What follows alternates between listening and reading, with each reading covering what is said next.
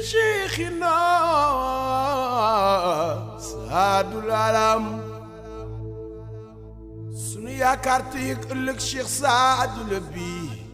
ذكر الإله رك لقم شيخنا بو ñewul won ñun talibi ñoo ngi gëlëm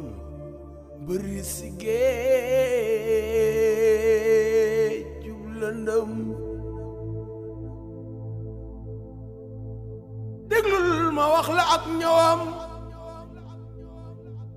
ku mel ni moom dootu fi am cheikh na cheikh Saad ci weer wi la nu bindoon turam wali yëpp di ko ñaan cheikh na cheikh Saad la bi cheikh Saad Bou moom benn nitu yàlla bu mag la woon mi ngi juddu ci xodd ci Mauritanie waajuram bu góor Cheikh Mohamed Fadel la tudd waajuram bu jigéen mi ngi tudd Mariam Mint Ahmed Lahbi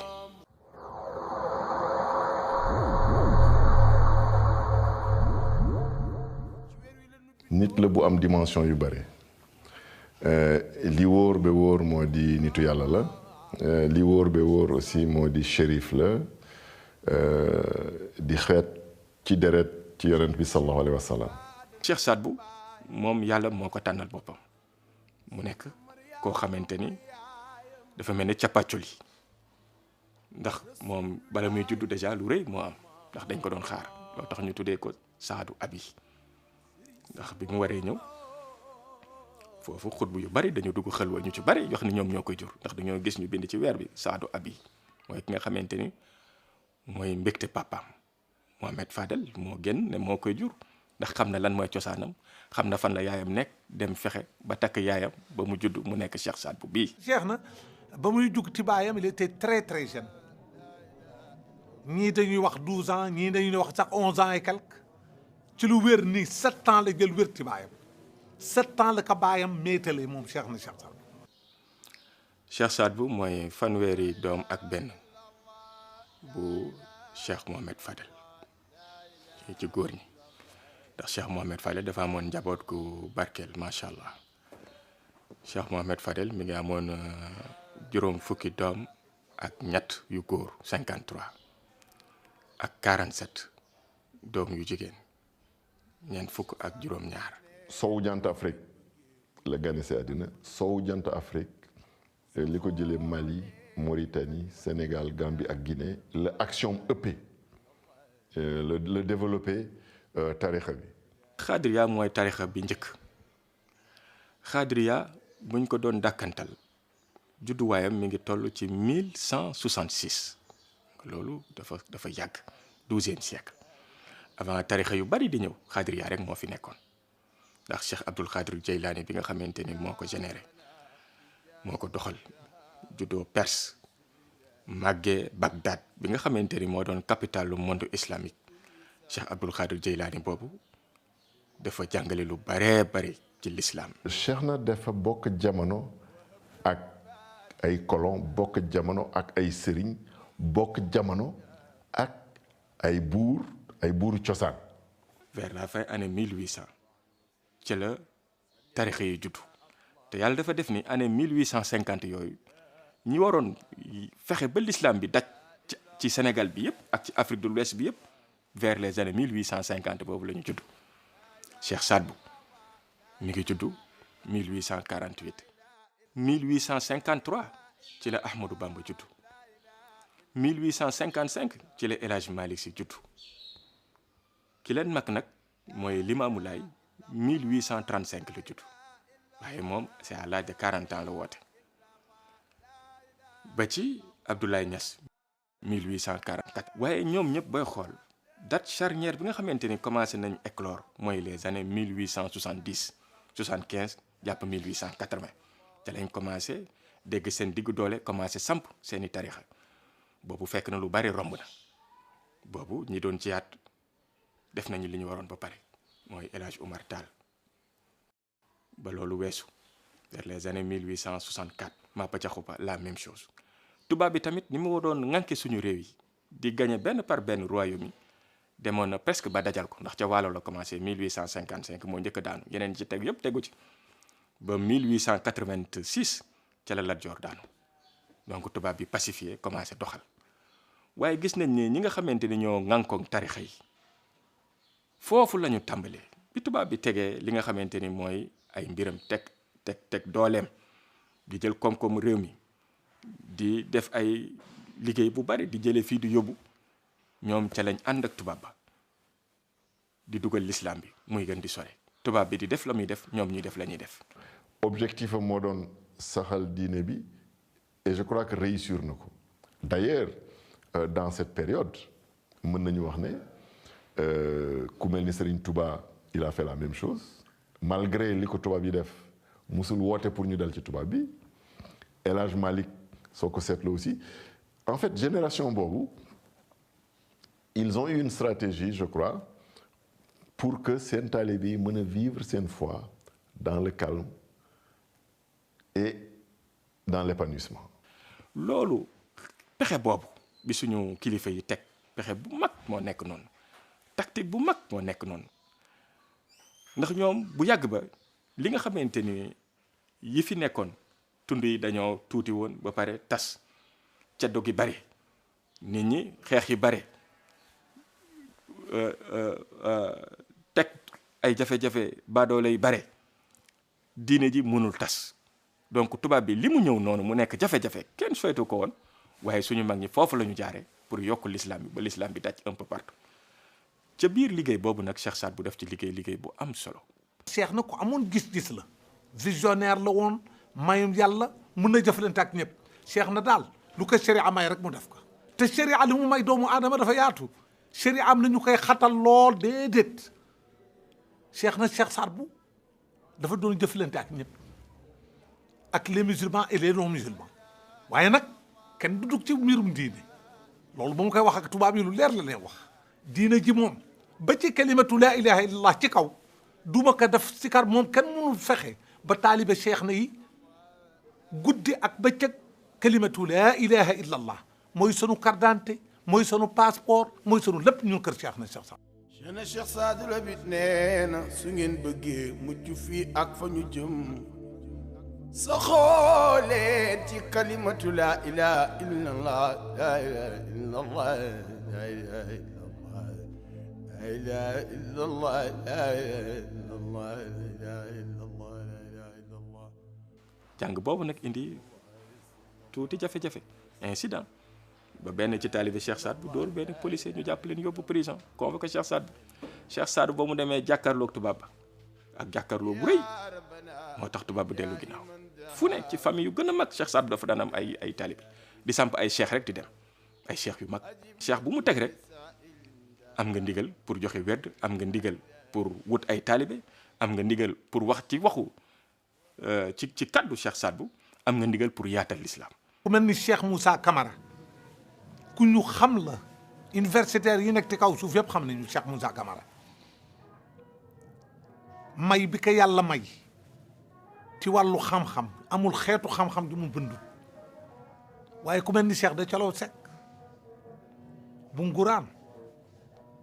ku mel ni Cheikh Adjuma Ba bu Guet Ardo ku mel ni Cheikh Ahmadou Ndiaye bu Lobbudu ku mel ni Cheikh Mouhamed Ali bu Diigaan Cheikh Ahmadou Jëmbara bu Kébémer Cheikh Mouhamadou Lo bu Mbuur Cheikh Paté Sarr bu Medina Sarr Sagata ay cheikh yu bare ak manjaate Faati Mbaay manjaate mi mbër wale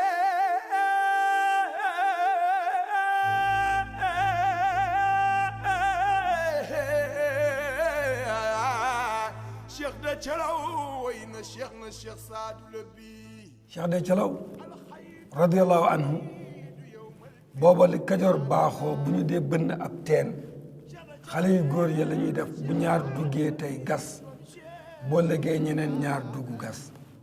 am na sax ku ma dégg ku ñu ma wax ne ma nee na Cheikh de Calaw doon gaskatub teen déedéet waa Nguraan ñoo doon gas seenub teen xale yu góor yi nguraan di ko ay loo ku aaye ñaar ñu aaye tey bu ëllëgee ñeneen ñaar aaye ayam googu mu joon a aaye nag keroog sax ca la teen ba bënn mu nekk ak menn moromam ci biir teen bi ñuy gas ba teen bi tël ndox mi ne pël bu génn ñu ne teen ba bënn na teen ba benn ñu continuer di walu di gas di walu bu mu jàgg Cheikh de Thialaw yooxu ci biir teen bi ne julli leen julli leen julli leen Cheikh Saad boo ngi nii nekk sama kanam di julli mi ngi taxaw ci benn der bu weex bu am ngëndal kaalaw julli leen Cheikh Saad boo ngi moromam ji mu àndaloon ne de Thialaw dafa jommi ci biir teen bi te yor leen ma goj yi ma génne ko ñu yor ko goj yi mu génn nee na bëccëg boobu yëpp dafa yendoo mandite ci leer bu mu gis ci Cheikh Saad bu ba àndul ak sagom di bétër bétër booba nag la tàmbali nag di waaj nan laay def ba gis Cheikh Saad bu ak kañ laay dem ci moom Cheikh de Thialaw way na Cheikh Saad la bi Muhammadu Rasulullah sallallahu alayhi wa sallam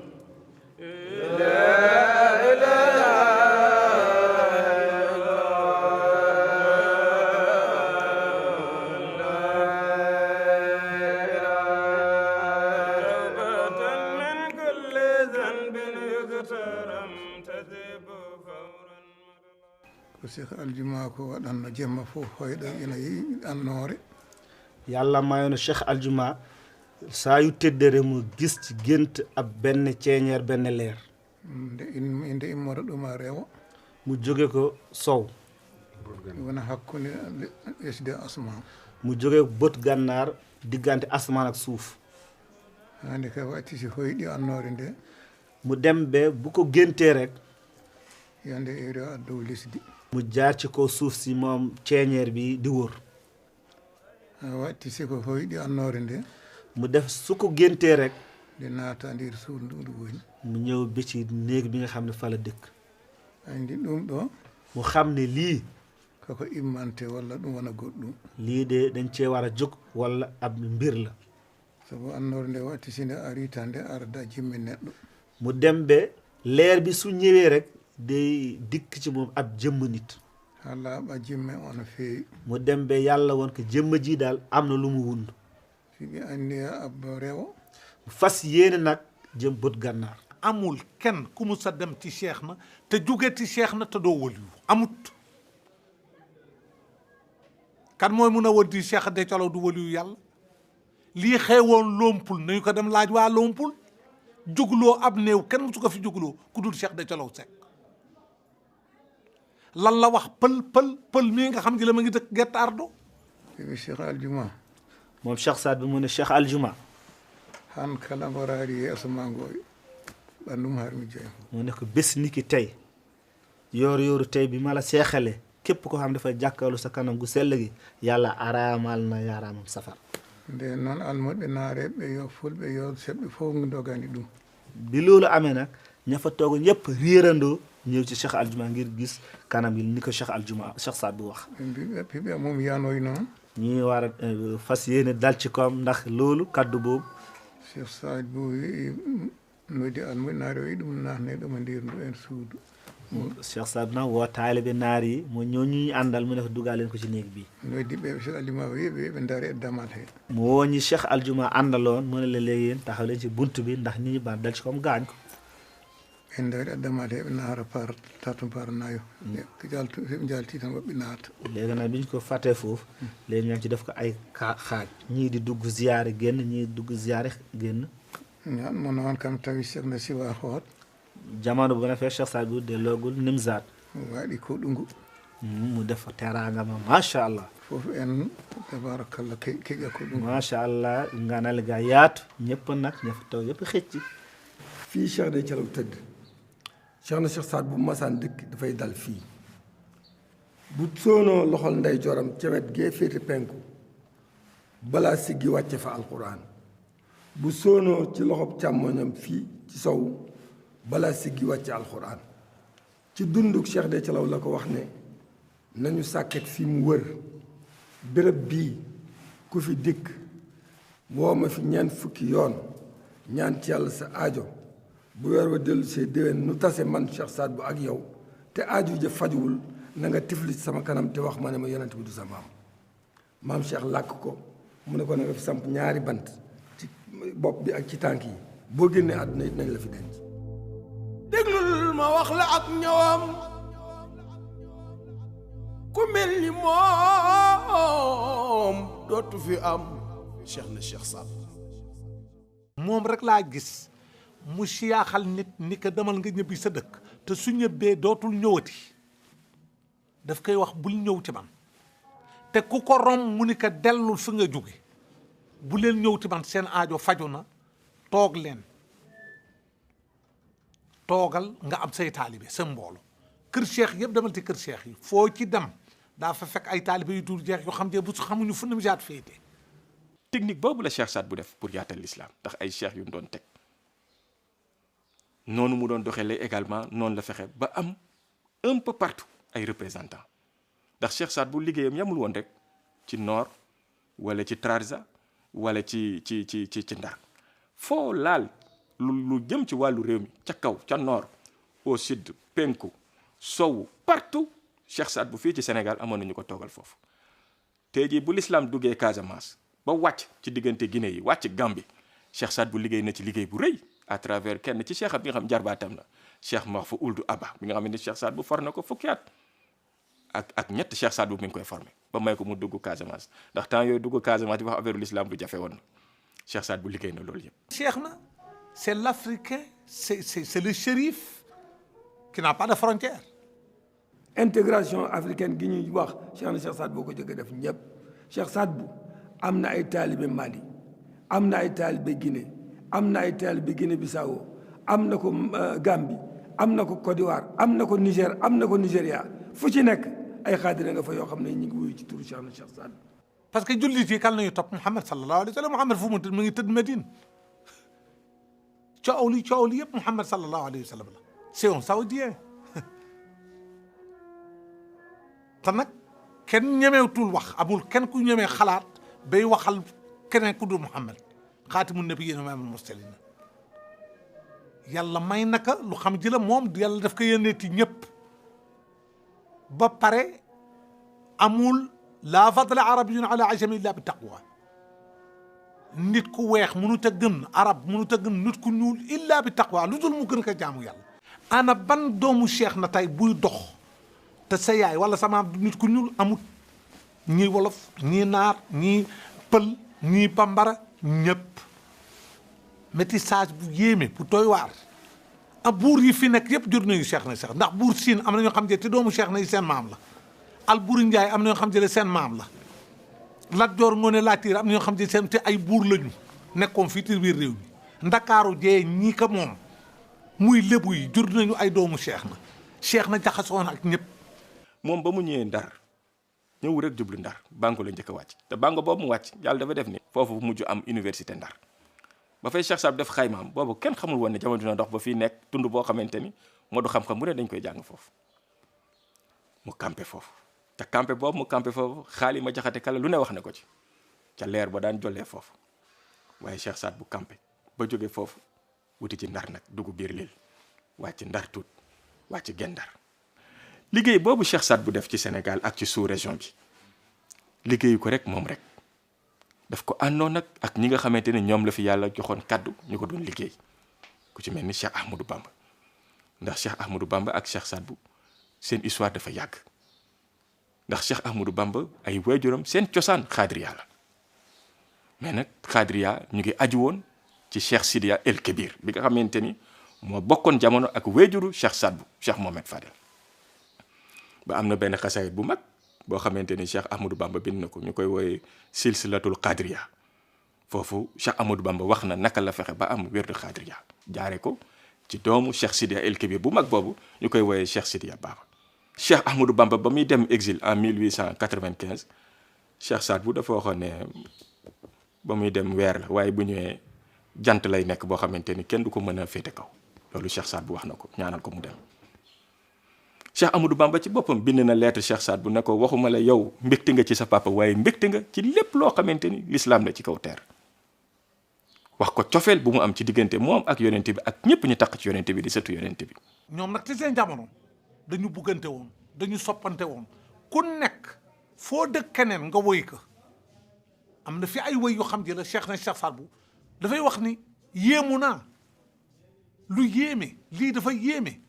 lan moo ma yéem ba lii nga xam ji la ubbeeku na ci bépp murit bu jëblu si Cheikh Ahmadou Bamba. diggante boobu day diggante bu xat bu riche boo xam ne lenn lu bari ci nit ñi dañuy wax ne mosuñoo gisee ci zaahir waaye gis nañ gisee baatin waaw donte am na ñeneen ñuy wax ne gis nañ gisee zaahir sax waaye nag li ëpp ci riwaayaat yi ak ñi nett dañuy wax ne mosuñoo gisee ci zaahir mais correspondance yi daan échanger moom bare woon na lool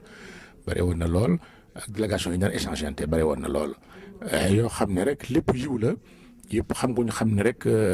ñoo bokk tool bi ñoo bokk liggéey bi Serigne Touba maamam lay liggéeyal di Seydina Muhammad sallallahu alayhi wa sallam Cheikh Saadu bi xam ne Serigne Touba jëwriñ la ci jëwriñu maamam yi nekkal ko ci Sénégal mu nekkal ko Mauritanie doon nekk xam sa was la très bien le lien de liaison entre le Sénégal et la Mauritanie te le Sénégal et la Mauritanie dañu ñaari réew yoo xam ne lu bari leen a boole ni ñu ko ngeen ko xamee diine ji boole na leen te mooy li ëpp solo mbokk yi boole na leen voisinage bi boole na leen géographie boole na leen donc histoire boole nañu lépp ñu boole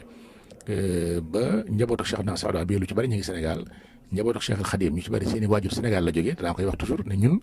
mën nañoo wax ne ci famille Serigne Touba dañoo am le sang mauritanien dafay couler ci suñuy veine ndax leen ci njabootu Serigne bi mën na jàdduru Cheikh Abdoulahi radiyallahu anhu mën na jàdduru Cheikh Ibrahim radiyallahu anhu mën na jàdduru soxna Ami Gànnaar nga xam bañ ko soxna Ami Gànnaar lañ koy dàkkental waajuram bu jigéen jóge Mauritanie loolu lépp rek luy wane nag relation bi ñu yàgg am diggante Sénégal ak Mauritanie ak diggante Touba ak Mauritanie diggante famille Cheikh Ahmadou Bamba ak Mauritanie donc lenn ci leer Serigne Touba yi ñetti ay doomam seen i waajuru jigéen Mauritanie la jógee kon loolu day wane ne Mauritanie ak Sénégal yàgg nañ lool suñu tur yu nuroo yi sax wane na ko man mii sama famille am naa ci ñoo xam ne amoon nañ Cheikh Saada bi amoon nañ Cheikh Maal Aynayni ñu ko tuddee loolu lépp relation yi yàgg la te suñu waajur mooy Mouhamadul Fadal nga xam ne loolu lépp suñu Maamun mi may waxal Mouhamadul Maamun la man may Mouhamadul Maamun kon loolu lépp rek ay éléments la yuy wane rek ne bokk yi yàgg na fi